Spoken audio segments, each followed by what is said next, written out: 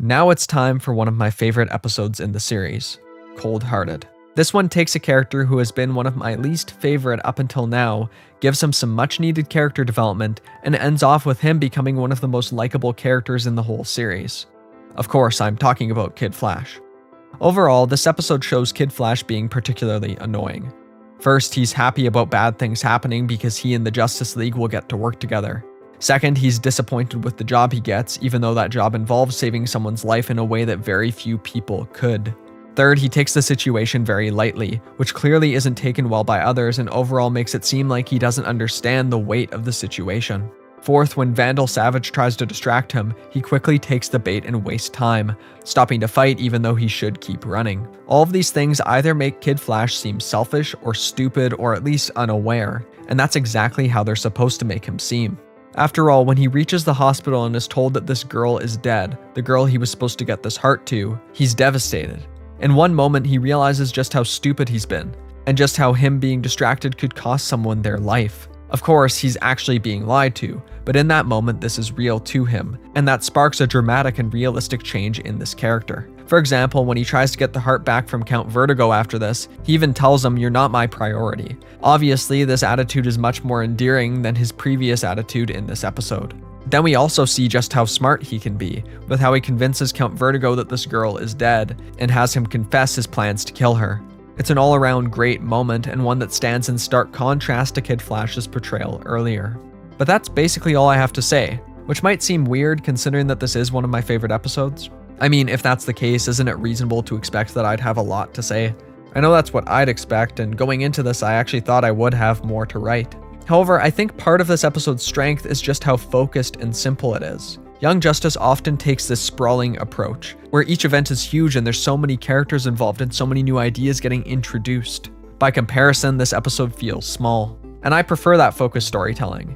I feel like it covers just the right amount of material in just the right amount of time. It seems like the creators knew exactly what they wanted to focus on, what they wanted to do with this character, and how they were going to go about doing that. All in all, this stands as a fantastic example of how to show massive change within a character in a short amount of time without it feeling cheap, which can be really hard to do. Fortunately, episode 21 is just as strong, and similarly stands as one of my favorites in the series. This one focuses on Miss Martian's self-image, and it provides her character with far more depth than we've previously seen. The episode explores Miss Martian's conception of herself in a number of ways. First, she shapeshifts to look like Black Canary and makes out with Superboy, which is a weird moment in and of itself, and I actually thought it was hilarious the first time I was watching it. Also, there's all this stuff with Hello Megan, the TV show Miss Martian loves, with a protagonist she has modeled her appearance and, to a certain degree, her personality after. In fact, the Megan from Hello Megan seems to be what she sees as her ideal self. The episode does a wonderful job of showing how her self-image affects others. For example, Superboy has unknowingly been named after a character in the show. Additionally, Miss Martian is willing to go as far as destroying Simon's mind, incapacitating her own team, and lying to her friends in order to keep the fact that she's a white Martian under wraps. This episode reveals a dark side of her character that we haven't seen before, and that moral complexity makes her far more interesting than she'd otherwise be. Plus, that side of her is going to become increasingly important in Season 2, so it's good to place some emphasis on that here. Now, from a more personal perspective, this episode really surprised me the first time I watched it because I found Miss Martian's Hello Megan thing really annoying. My impression of it was that the writers had decided to give Miss Martian a character quirk, and that they leaned into it too hard. To me, it defined her character. When I thought of her, I thought of this little thing that I viewed as a quirk, when I felt that I should be thinking more about her as a whole character. And that made this episode brilliant. I honestly don't think I've ever had a show take something like that I disliked that much and made me absolutely love it.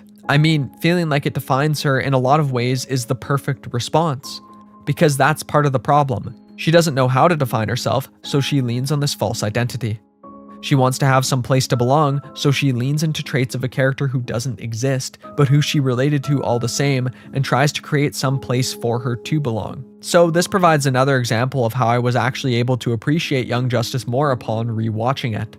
Knowing where the show was going with that plot point, knowing that there was going to be a big payoff for all those Hello Megans I was experiencing and that the writers had a plan, made it far more enjoyable to follow her character. And I was more readily able to appreciate some of the nuances of her character that are shown in earlier episodes. There are other moments like this I could appreciate more upon rewatching, like when Miss Martian pretends to show her true self and then Superboy tells her that she doesn't need to lie about her appearance. My first time through, I just thought that this was him reassuring her that she had made the right decision by opening up to them. Of course, in reality, he's gently encouraging her, trying to tell her that she really can take off the mask and be who she is without being afraid. I also love how this episode uses its format to make Miss Martian's struggle land harder. As she says, part of why she loved Hello Megan was that the people in it seemed able to solve every problem in 22 minutes. Yet this episode's conflict isn't solved in 22 minutes. Not even close. In fact, it has one of the most desperate endings in the first season, with Miss Martian being manipulated by Queen Bee, with her secret that she's tried so hard to protect being used against her in the last minute. Overall, this is just an awesome episode. I could go on and on praising it, but I think you get the idea. It might just be my favorite episode in the whole series. Fortunately, episode 22 is also really good, and provides a wonderful Superboy-centric episode. As is the case with so much of Young Justice, this one thematically centers around family and belonging, and has a number of ways of exploring those ideas that we haven't seen before. First, we see Zatanna grieving for her father.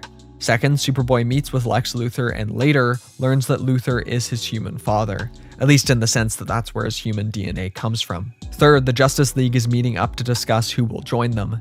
Here, many characters bring up the younger heroes you would expect them to bring up. For example, Green Arrow brings up Red Arrow, Zatara, who is possessed by Nabu, brings up Zatanna, and Martian Manhunter brings up Miss Martian. And Superboy is brought up too. However, he isn't brought up by Superman, by the person he is so similar to in so many ways. The fact that so many others still manage to have that closeness with the adult heroes they're similar to makes it even easier to understand how neglected Superboy must feel. I also really like what this episode does with the Genomorphs. Despite seeming to have freedom, the Genomorphs themselves question this idea and long for something more. As such, they're hiding themselves away, trying to build their own home. The reason for this? Well, they don't feel like they have a place to belong on the surface. This really got me to pay attention to the nature of Superboy's issues. At the beginning of the series, he was caged, but then he seemed to be freed. But the key word there is seemed. Because in a way, his very body is a cage of its own, due to the fact that he's limited by his human parts, due to the fact that he isn't a perfect clone of Superman and can't use all his abilities. He can't belong in the way he wants to. He can't find the freedom that comes with finding one's place in the world. Or at least that's how he's thinking about it right now. The show does a good job of placing Superboy in what seems like a no-win scenario. After all, the clone who has all these abilities has gone mad and can't control himself. Clearly that doesn't seem like a better existence, and yet in a way, it's what Superboy longs for.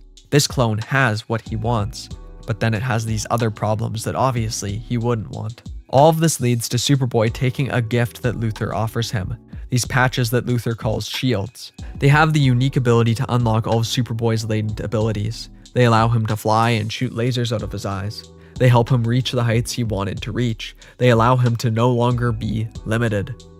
But of course, getting them means that he has to go through Luthor, that he has to take something from a villain and use it. And in the upcoming episodes, he isn't going to shy away from doing just that. In fact, he's going to run out pretty quickly. But the episode is carefully framed so that Superboy doesn't seem unreasonable or unlikable because he does this. We see examples of how he is neglected and of how others around him are also trapped in situations they don't like. So it isn't hard to imagine why he might be desperate enough to take these things. Then when he's turned off with just 2 words, it's not hard to imagine that his identity crisis would reach its boiling point. For all these reasons, I love where this episode takes Superboy's character. We've built towards this problem fairly slowly, at least in the sense that this has clearly been a problem for him for quite some time. So it would have been easy for the show to fast-track this and just have him take the shields and call it a day. I find the way his struggle is articulated here to be far more interesting than any other exploration of Superboy's character in this season. So I think this was just a great decision. Episode 23 keeps up this string of great episodes. This one focuses on Artemis and her insecurities as far as her family and her position within the team are concerned. Of course, this is a topic that has already received quite a bit of coverage in the series, but I think this episode does the best job of handling it. This episode places Artemis in an adversarial situation, where Red Arrow has joined the team and suspects that she's the mole. Since he suspects her, that would already be frustrating.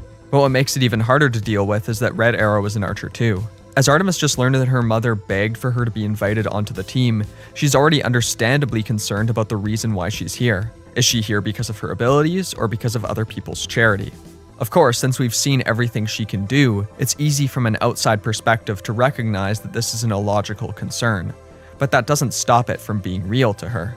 Considering that the Red Arrow reveal is coming soon, it's also a good idea to really focus on his obsession with finding a mole in the team. Of course, honing in on him more means that it's going to feel more natural when the villains reveal what they've done. However, the interesting ways this episode brings in Red Arrow goes beyond him just being here for the sake of a later plot point.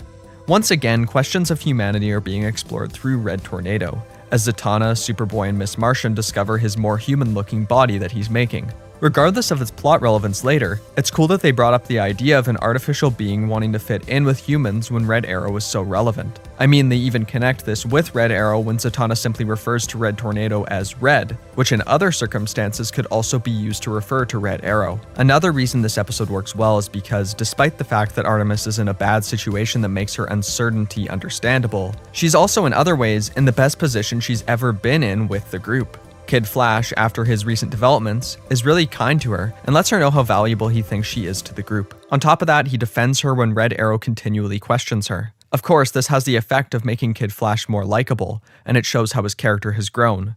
But it has the additional effect of showing how deep Artemis's doubts must be for her to still doubt that the group would understand her family's situation.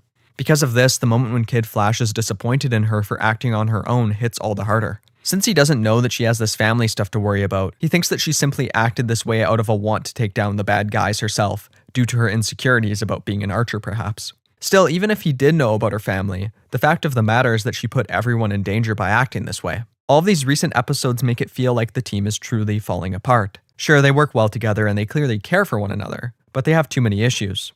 Because of those issues, they're easily manipulated. At this point, Miss Martian is being blackmailed by Queen Bee, Superboy is under Luther's thumb, and now Artemis seems to be listening to Sportsmaster, her father, and doubting her position as a hero. So where does the show take things in its last 3 episodes? Well, episode 24 is another character-focused episode, with Robin taking center stage. While the nature of the secrets being kept here are a bit different, in that Robin isn't in any danger of helping a villain, he still convinces his friends to go along with him to help him with this personal thing by lying to them.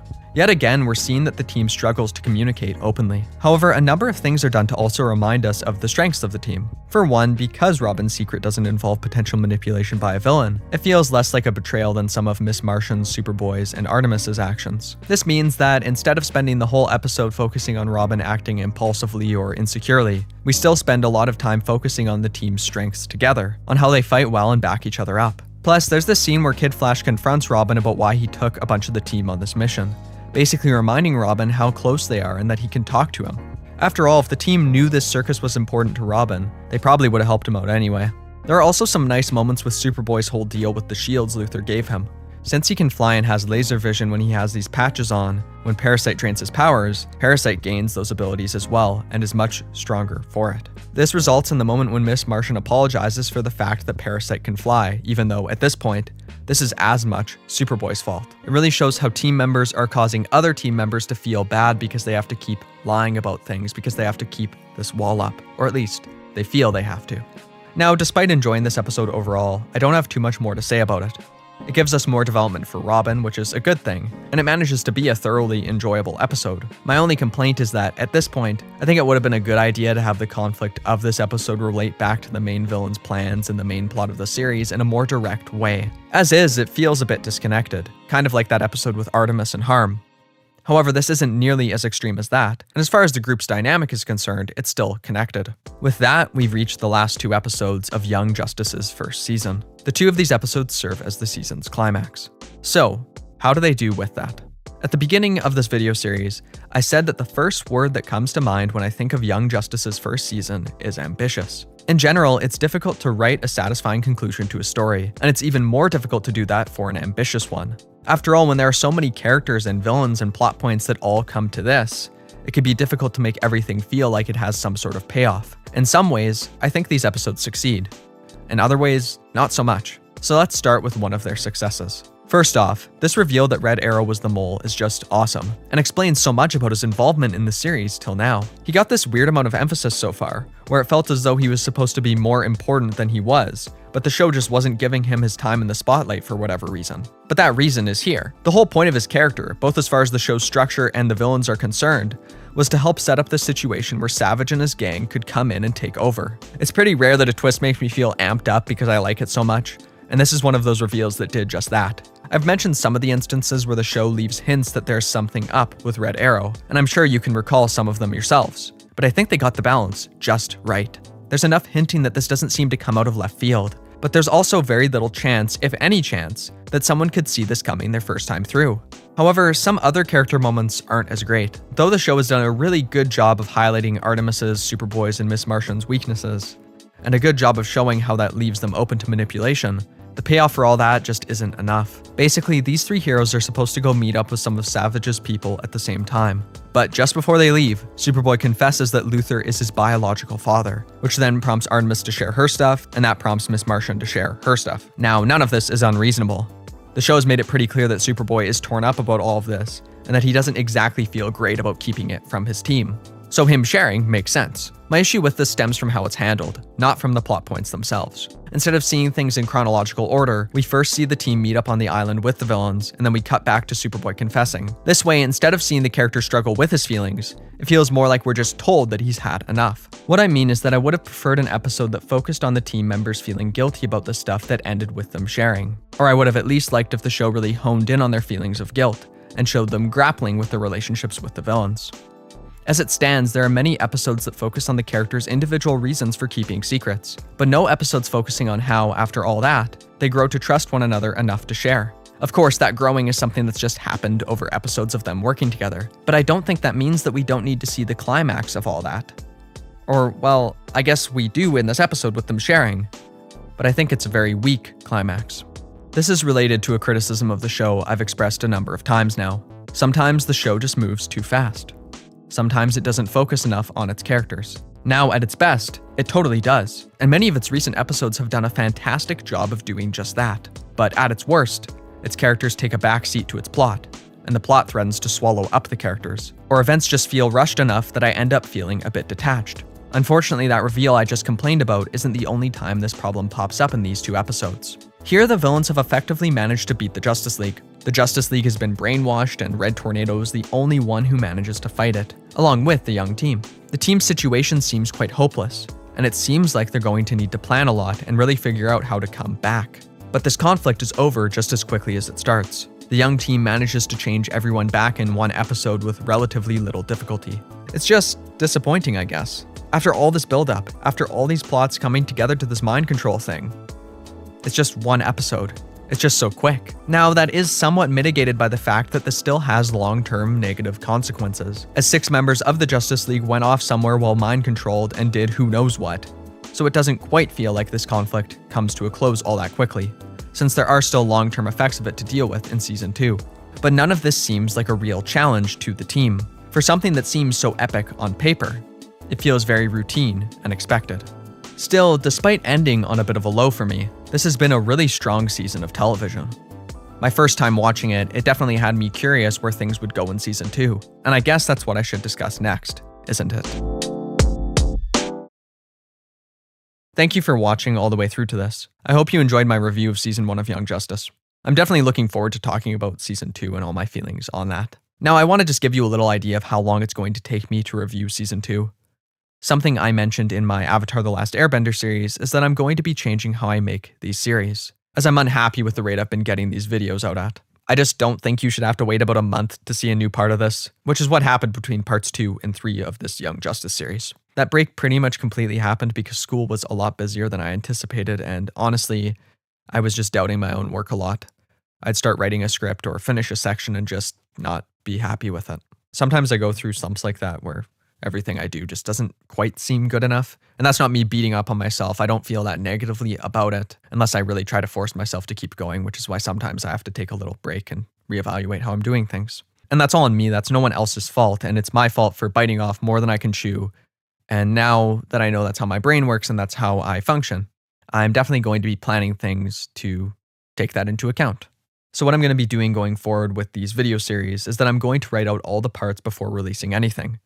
That way I'll be able to say, okay, there will be a new part of this every week, and there's no way beyond copyright issues or something I just can't control that won't happen because I won't doubt my scripts. They're already done, I'm already happy with them. It should all be good.